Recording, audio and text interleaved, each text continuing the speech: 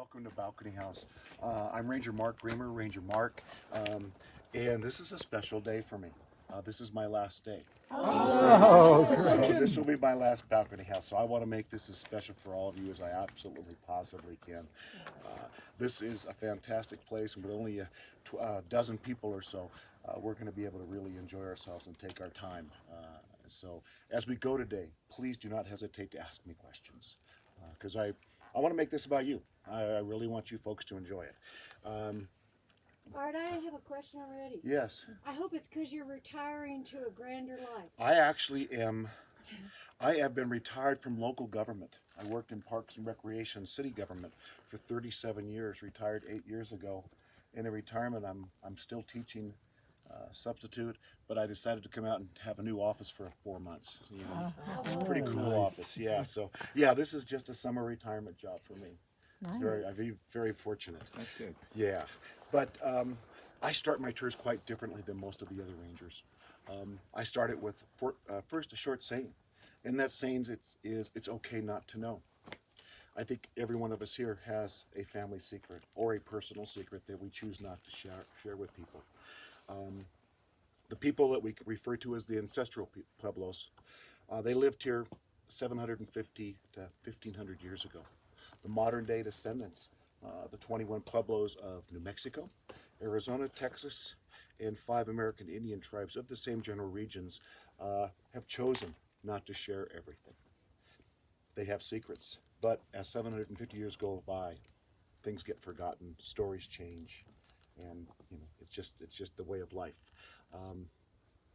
Also, the 4 languages spoke here, Tiwa, Tewa, Toa, and Keres, were spoken languages. They were not written languages.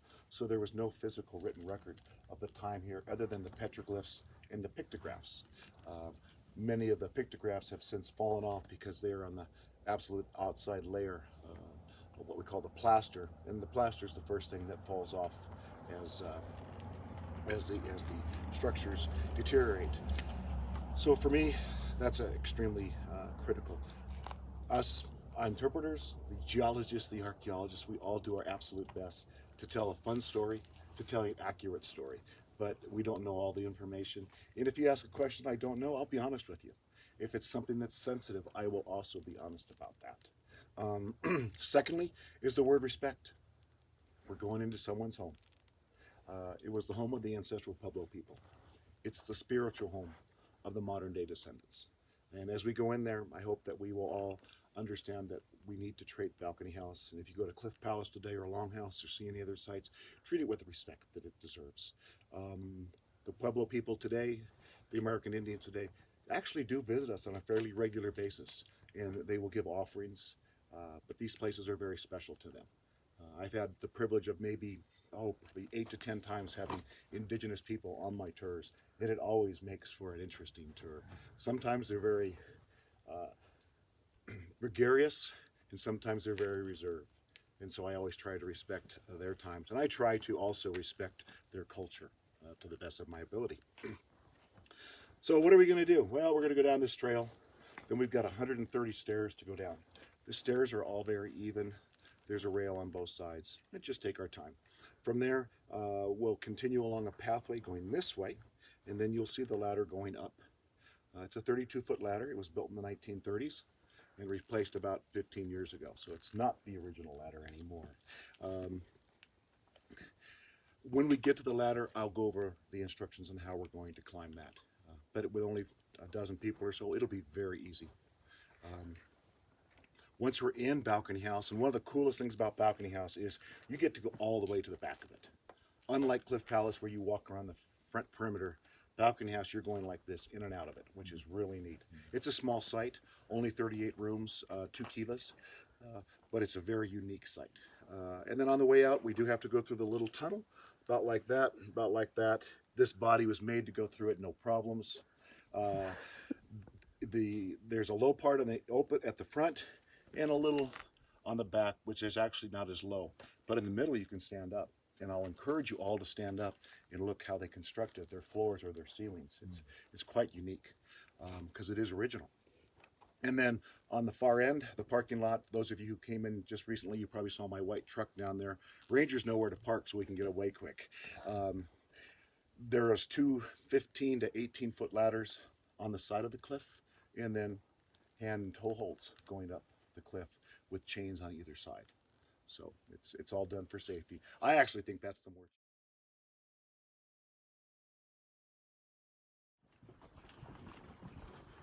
My sister-in-law lives.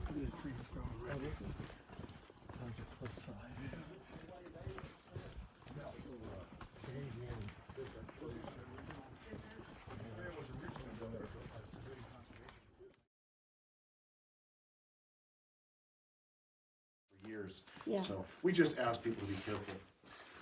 I don't normally get to walk within the group because the groups are so large. So the first 16 feet of this wall, right to about, is it right about here, Christine, I think, or right here? I think so. Right in here. Yeah. This is original. Everything to my left. The wall that you see over here on this far end that separates what we call the North Plaza from the Kiva Plaza. This wall right over here. This is an original wall. Jesse Nussbaum was an archaeologist who arrived here in the early 1900s, and he had this wall intact. He had the first 16 feet of that wall, and he was able to see right over here in this corner where this wall originally attached. And so he was able to create this plaza, because this plaza was pretty much down there. Yeah. It had collapsed. But the rooms that you see are original. There has been very, very little rebuilding of them. Now they have touched them up. They've touched the mortar in between the areas. But what you're seeing are original rooms. Obviously, they're not to their original height, but that's done purposely. It's done purposely. We don't want to try to rebuild everything. The wood here. Oh, I love this. And I'm sorry for making you look back and forth, but it's good for all of us to actually keep our legs moving. These are called vigas, V-I-G-A-S. A viga is a Spanish word. It stands for beam, structural beam. It runs all the way through this room. On top of them, you can see these right here, latillas. Latillas are a plank, a 2x4, laid across the top. And if you will look, when you come here, they are right tight up against each other. On top of them, they use mortar, juniper bark, shaggy bark juniper. We talked about the juniper berries. Those are called shaggy bark juniper trees. That right there, 800 years old. That bark is 800 years old. Think how well it's been preserved underneath here. For two reasons. Number one, it's protected from the elements because of the alcove. And secondly, we are a very, very dry climate. Humidity is probably going to be 15 to 20% today. So it's not Kentucky, folks. I understand that. On top and below, you see the mortar. Now, the very top layer of mortar here has been installed by the Park Service to protect it. But the mortar that you see down below is original mortar that was placed there by the Pueblo people. The mortar itself is made up of two elements and sometimes a third. Those two elements would be sand or clay, or sand and water, creating a clay. But the other one, I'll give you a hint of what it is. If you look over here, what do you see signs of right there? A fire. What is the residue of fire? Ash. Ash will replace lime as a binder. So they didn't use it a lot, but they used it periodically. They used it periodically. So that's what they would use. See these beautiful rooms. But these rooms were built at two different periods of time. This one, I want to say right around 1240, is that if I'm, I think so. 1240, and this one about 1270. Why do I know that they were, why do the archaeologists know why they were built at different times? You see anything? Yeah, they're different. You see different colors, right?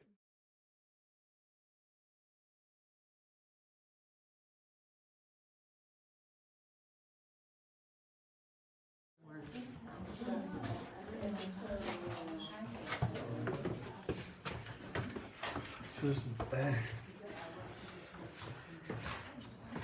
That's where the water probably came through. You got it? You been into Cliff Palace or anything yet? Yeah. You folks went. So they probably talked about how the kivas were used. All 21 modern day Pueblo groups and the American Indian groups associated with Mesa Verde have kivas or something like that in their pueblos, in their reservations, within their households. If you go through the Navajo reservation and you look at many of the residents out there in the countryside, you will see what appears to be like a six-sided figure.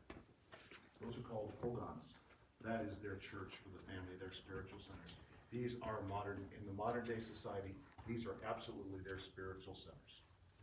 They are something where us as Europeans, as European Americans, we would not be allowed in these more than likely if we went down to their areas today, because they are their churches, they're their special places.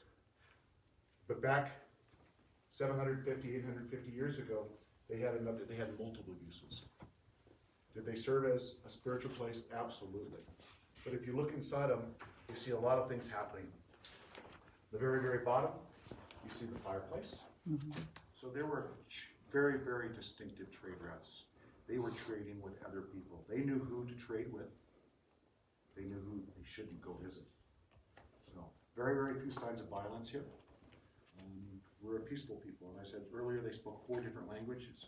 Were they all related? Aren't we all related at some point in the past? Maybe. Yeah. But they did speak different languages, but they worked to communicate. Also, you did not marry within your own clan, within your own family unit. You go down the block to Hemingway House, you find a pretty girl or a nice looking man down there. And then, the best part about it, guys, is when you get married, you're gonna go live with your mother-in-law. Because it's a matrilineal society, not only to them, but today too. Women make the majority of the decisions in the indigenous world. Yes. And it was a peaceful society. I wonder if there's a connection there. Yeah, I really think. I have one last thing I want to share.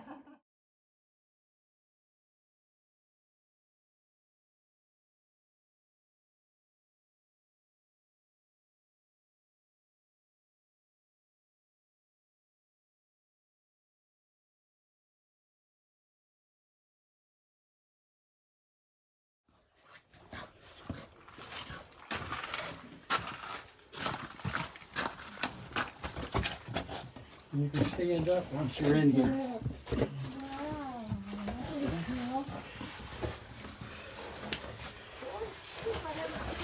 Coming through. Yeah, you can stand up. Cool, huh? Oh, no, they're back there. They're coming. Don't worry, you're fine. I can't see. Yeah. I can't see if I'm getting anything. Look this way, the big boy.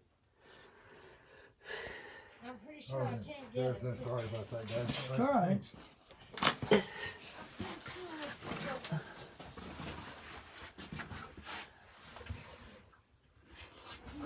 It's a small opening.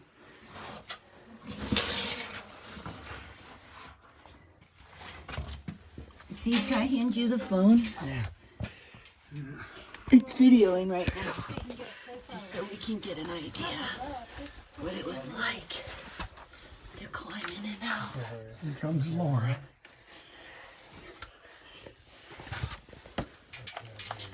Oh yeah. No, Smile. no, that's not the way I had it. That's the way I turned it, so I could get all this behind you. Honey, you can't just change being in the the shadow, landscape. I'm not even sure those will come out. But this is cool. You can get a picture.